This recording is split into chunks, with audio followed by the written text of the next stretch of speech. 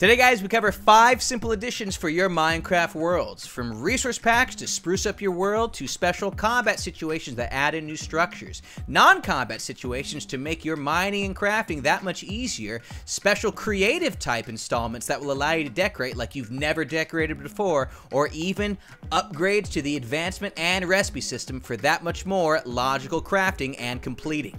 Let's find out more. Alright, we first dive into some simple resource packs you can add to your game to spruce things up. We first start with armor icons. You may have noticed some interesting changes to what the armor icon system looks like right there. Down there, you can even see like a mini elytra. Well, as you can see near the hotbar, my armor icons look a little bit different. It's because armor will now display based on the type, and there are so many different ways that you can spin this with lots of different combinations that you'll be able to keep in mind. Allow me to show you some of these right now. Let's get our hands on, I don't know, let's start with full gold as an example. If we look down here, we'll see that the armor now displays as full gold. You can instantly tell how many armor points you're getting and from what type of armor you're getting them from. But you can even mix and match these. So now, as you can see here, with all the text popping up, we now have a mixture of gold and diamond armor icons near the bottom there. There's even detection if you happen to be wearing an elytra. You can now see that that elytra icon has filled up. And again, you can do any which way sort of combinations so that you can see all sorts of different combos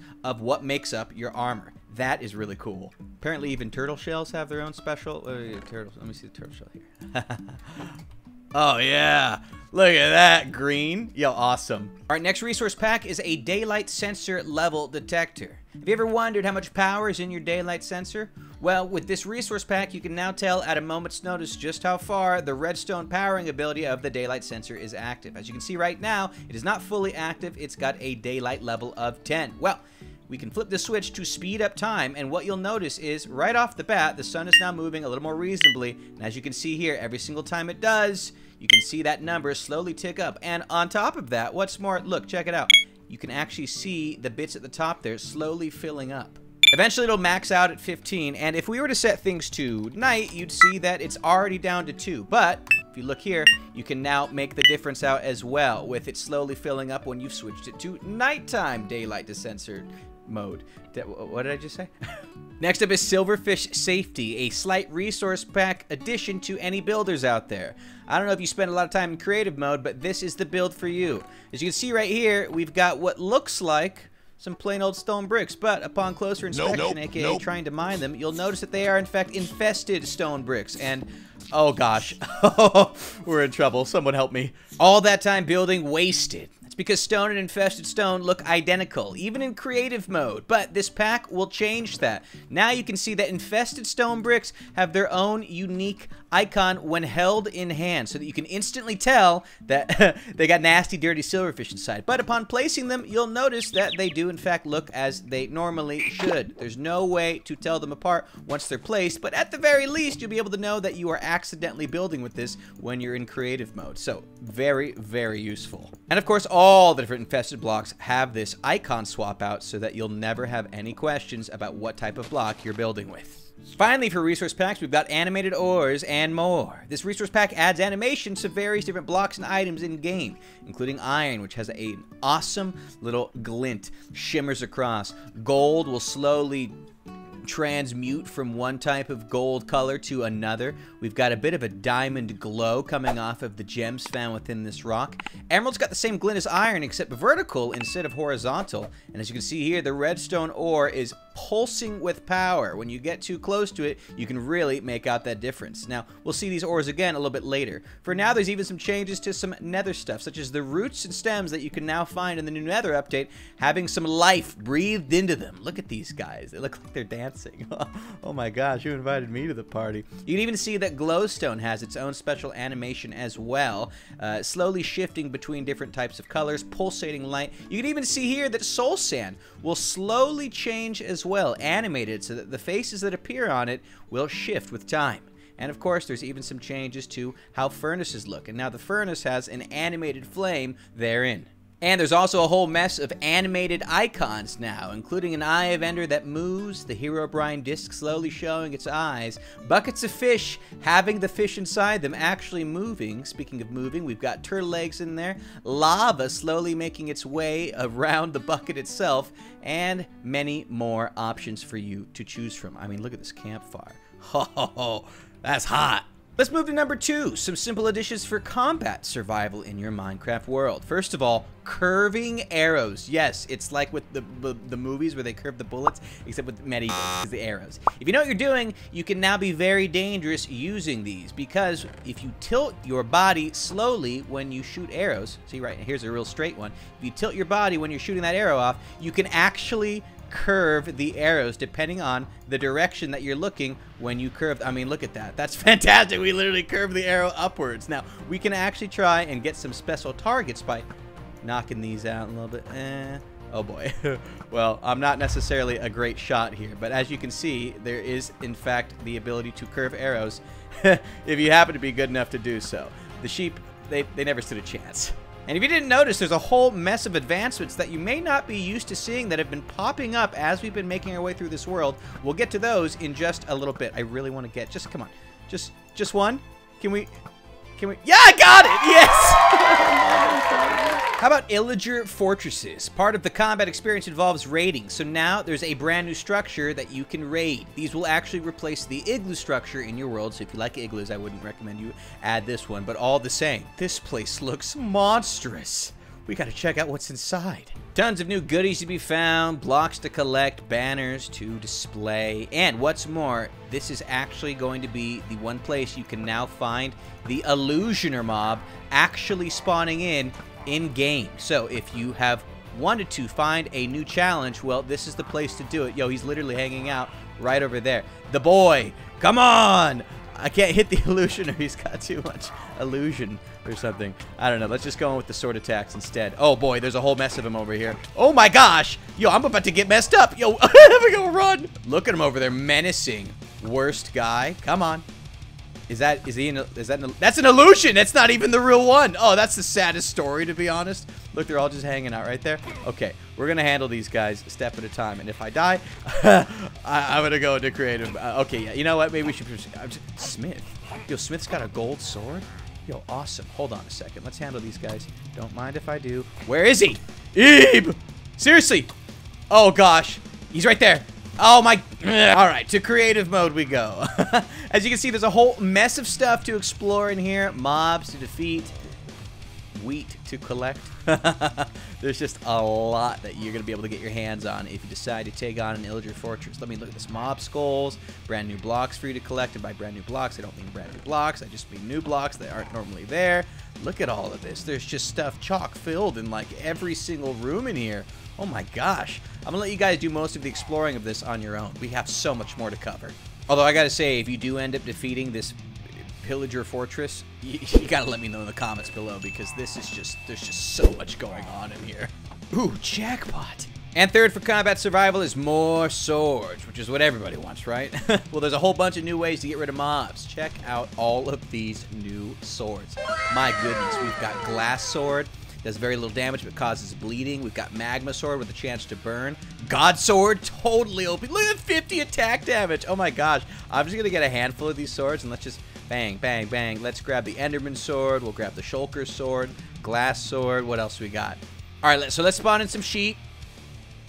Okay, that's not a sheep. This is an example of what? We've got the Chorus Fruit Sword, which can teleport mobs from time to time randomly. Now, it's not always going to work at a moment's notice, so you'll want to keep that in mind. But some of these will work a little more frequently than the other one. Oh my gosh, did you see that one? Oh, blew up the button. Saddest story. Okay, let's try this one instead. So as you can see, this sword does not have too much durability, but has a chance to cause bleeding at the nearby mob. Shulker swords cause mobs to levitate. The Enderman sword, you can right-click and it'll allow you to teleport from time to time as well. There is just so many things to choose from. What is this? Sticky piston sword will pull foes towards you.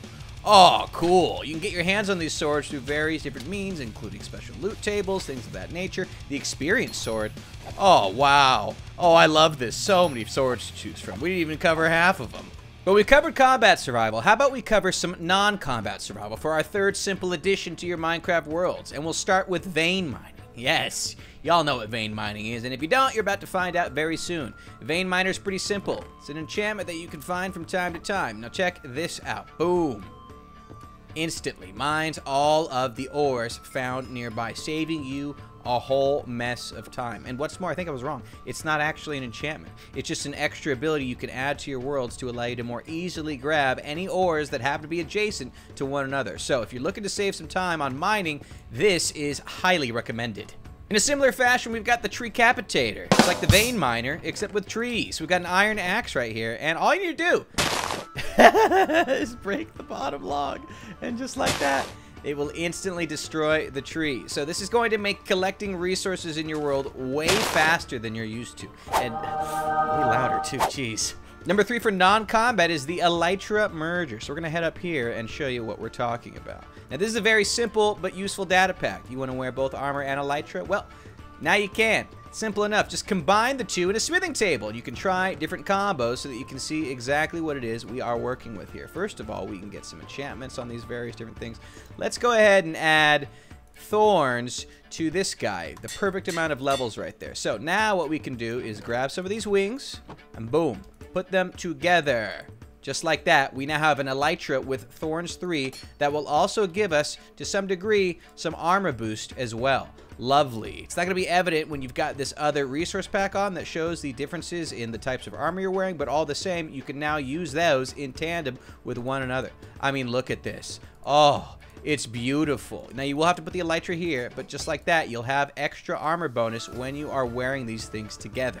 And as you would have guessed, you can fly just fine with it. Ah, so good. And finally, for non-combat survival, we've got gravity gloves. Now, this is a new tool for moving blocks and entities for that matter. All you need to do is have the gravity glove in your hand. Now, check this one out. Y'all ready for this? 1 second. This is going to be the best. Put it in your first hand slot, and all you'll need to do is find, oh, I don't know, some kind of nearby victim. And in this case, what we can do is we can literally make him move wherever it is we want. Now, he'll highlight orange, and then we can kind of control where that mob takes place. And as you saw there, we mistakenly also grabbed a block as well, because you can move blocks in addition. So it's a simple right click one time, and then just like that, we can suffocate this poor little soul. Oh yeah, you gotta go, buddy. We're gonna put you right inside the center of this thing. You can even grab other blocks nearby and let them go at a moment's notice. Now they'll have a little blip of bedrock that appears, but needless to say, it can in fact grab various other types of blocks. As you can see, we've got our hands on an iron ore, and we're gonna go ahead and move that one right over there. We can grab a log over here. Too cool. This is really cool, actually. Big fan. I'm sorry, sheep. It has to be done. I'm not evil, I promise. You can even grab multiple items at once, so check that out. That's awesome. Group 4 of our simple additions to your Minecraft world involves all of you creatives out there, and we start with sword pedestals. This is a way of displaying your swords. Here's how you craft it. You're gonna need 3 different slabs as well as a sword that you're gonna have to sacrifice in order to make yourself this special pedestal.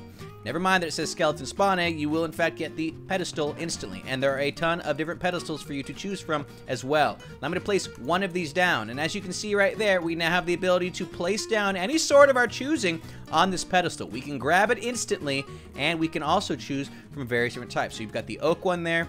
We've got a smooth stone pedestal. Lovely. We've got ourselves a purple sword pedestal. We've got smooth red sandstone pedestals. And we even have a prismarine brick sword pedestal. Now, technically, you don't even have to use a sword. You can use whatever you want right there, but the swords seem to look best. Next are temporary blocks, a builder's dream. This is more of a build tool that doesn't make too much of a mess. All you're gonna need to do is throw 4 sand on the ground as well as 1 iron nugget to spawn in a whole bunch of these temporary blocks. Now check this out. The moment you start placing these down, you can actually use them to climb and move around. What's more, you'll notice that they are slowly disappearing as we are placing these things. So if you're ever trying to build something way up in the air and you're not looking to have to delete all the blocks you used after the fact, well, temporary blocks are going to be your best friend. Number 3 is shulker box structure storage. Once placed, right click to activate. This one is a doozy. Hold on a second. We're going to build the most basic of houses. Get your hands on one of these things, and again, all the information for these different data packs is going to be in the description of today's video, but essentially this will allow you to save structures structures that you've actually generated in-game dependent on where you place down this structure and the bounding boxes that you set for it. So we're going to place this down. You're going to be instantly met with what appears to be a bounding box around it. Simply right-click this box in question, and you'll have all these different highlighted squares. Left-click one to modify the bounding box, and then sneak to set it back in place. As you can see, this bounding box has now completely changed location. We can go ahead and adjust this one in this direction as well, and if we wanted to, we can even take this top one right up here and jump, get one block higher. Now check this out. Whatever we build within this bounding box is actually going to be saved the moment we get rid, oh, this is so cool, the moment we get rid of the shulker box in question. So as you can see, everything here is exactly placed as it's been. I know it's a work of art. Everyone calm down. We're gonna break this shulker box, and the moment we do, you're gonna notice something really exciting. First of all, the entire structure is gone. But second of all, the moment we decide to place this in a different area, well, it's instantly placed once again, exactly how you built it. It does not matter where you place it, it's going to bring all those blocks right back with you. And if you place it in a quote-unquote illegal spot, you'll get this red bounding box to show you that the structure is not going to spawn in until you place it in an area that is appropriate with enough room for your structure to respawn in. So cool. Finally, for creative, we've got Mob Rugs. This is a book that you'll be able to install using this data pack that will allow you to place in quote-unquote mob rugs. No, literally, check this out. We're going to place down an orange fox rug. Now, this will act as a decorative rug that you can add to your world, and you can use the book to rotate it, causing it to move ever so slightly. You can cause it to change subtle directions, and not only are there foxes as options, but there are a couple other mobs as well. I know all the animal activists out there are killing me right now. It's okay, guys. It's literally a video game. Polar bear rugs, and yes, there's even everyone's favorite and expected one, sheep. Yes, you can have it. Oh, it's kind of sad, actually. And finally, for our simple additions, we've got advancements and recipes, and these ones aren't so simple. We start with Blazing Caves advancements. Now, this adds in, look at this, over 750 new advancements for your world, and you can see a whole plethora of them on our advancement screen. Look at this! Look how many tabs there are! It's insanity. It's literally insane. There are so many different advancements that you're going to be able to get your hands on that are going to allow you to always be working towards something unique and special no matter what you happen to be doing in Minecraft. This is for the ultimate completionist. I mean, this one's a little easier, it's just a data pack, but it is just unending. There is so much that you're going to be able to explore, and it's fully treed out with so many different branching areas from all the different plants, crops, buildings, weaponry. I mean, it speaks for itself. Next are logical recipes. This data pack adds hundreds of recipes to craft more in less steps. For example, here's a new stick recipe. Normally, you have to take logs, and then you turn those logs into planks, and then you turn the planks into sticks. Well, now you just place an oak log on top of one another, and just like that, you instantly have access to 16 sticks. It just makes perfect sense. Here's another logical one. You can now use wheat in whatever placement you put it in order to make bread. Or heck, why don't you put down 8 pieces of coal and one of these guys in order to make 32 torches? I mean, the shortcuts are just unfathomable. Next are Platies Recipes and advancements. Now, like the other advancement pack, it contains a bunch of new advancements. For example, overkill happens when you do 9.5 hearts of damage, but first you need a fire aspect 2 netherite sword in order to make it happen. Now, this isn't going to actually pop up because, unfortunately, we already gave ourselves all different advancements, but the idea here is obvious enough. You can kind of see an example of all of these different advancements in play. And so if you're looking for one that doesn't have 750 but still has a good amount, well, again, you'll be able to find all that information in the description of today's video. But it also does add some new recipes. For example, we've got stone right here mixed with flint. Any guesses as to what this one's going to get us? Well, we'll find out right now. 8 cobblestone. Any guesses as to what these chains from the new Nether update allow us to make? Well, if you didn't guess chainmail, you would be wrong. Now you can make that. You can even use oak logs and oak leaves put together just like this to get a sapling. Finally, we've got uncraftable recipes, which adds recipes to items you cannot normally obtain, such as obsidian surrounding one single crying obsidian is going to get you something very special. The music disc C41811, which is now animated, by the way, so it's even scarier. You could also get your hands on a few different things, like this apple, which is another disc recipe as far as I'm aware. Let's see. Yep, music disc just like that. Heck, you can even get some odd recipes like string and a green dye placed in the corner just like this to get your hands on green wool. Any guesses as to what 4 gold blocks, 2 emeralds, and 1 turtle egg is going to get us? A totem of undying. There is so much more for you guys to explore when you add any of these various different data packs to your Minecraft world. So let us know in the comments below which of these you're most excited about, and we'll see you for another video real soon. Make sure you subscribe.